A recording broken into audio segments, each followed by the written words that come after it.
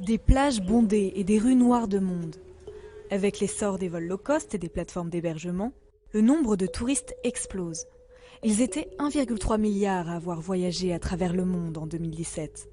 D'ici 2030, ils seront 1,8 milliard selon l'Organisation mondiale du tourisme. Si le secteur pèse très lourd dans l'économie mondiale, 10% du PIB, beaucoup de villes touristiques sont victimes de leur succès et saturées en haute saison. Alors, du côté des habitants et des autorités, la révolte s'organise contre le tourisme de masse. Venise, 30 millions de visiteurs annuels.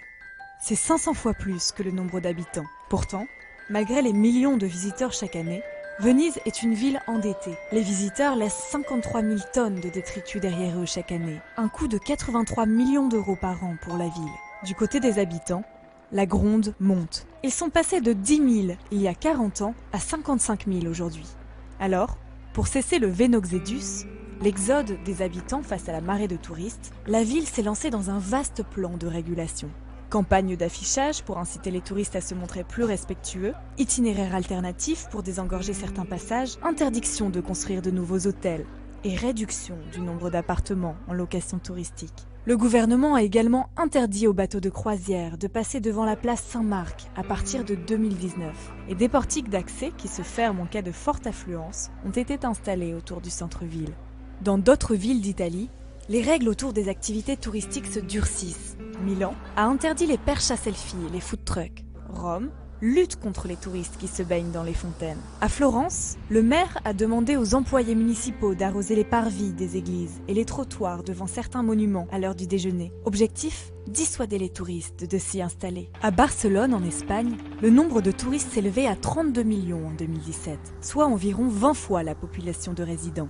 La résistance s'organise du côté des habitants, bien décidés à reconquérir leur ville. En cause, les dégâts causés par certains touristes peu respectueux, venus profiter de la ville festive, mais aussi la location d'hébergements entre particuliers qui fait grimper les loyers et favorise la gentrification de certains quartiers. La municipalité a fait fermer plusieurs centaines de logements meublés sans autorisation et inflige des amendes de 30 000 € à leurs propriétaires.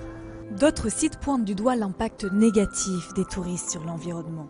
En Thaïlande, les autorités ont dû interdire la visite de Maya Bay, sur l'île de Phi Phi Li. Décor du film La plage avec Leonardo DiCaprio, ce lagon aux eaux cristallines est devenu un spot mondial, attirant 5000 curieux par jour. Selon les scientifiques, 70% du corail aurait déjà disparu.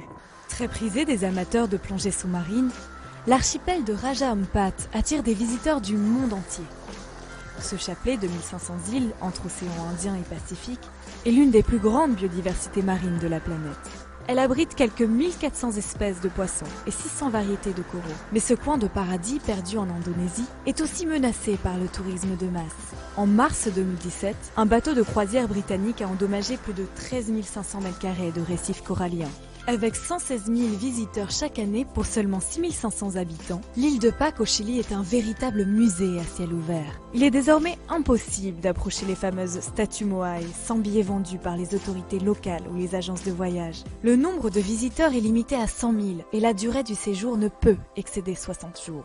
Véritable aimant à touristes, la cité médiévale de Game of Thrones, Dubrovnik, accueille 1,7 million de touristes entre avril et octobre. Mais sous la menace de l'UNESCO de lui retirer le label Patrimoine mondial de l'humanité, la visite de la vieille ville est désormais strictement encadrée et limitée. À Santorin, l'archipel grec est pris d'assaut par les bateaux de croisière, qui amènent en moyenne 12 000 touristes par jour. Cet été, la municipalité a décidé de limiter ce nombre à 8 000 entrées quotidiennes.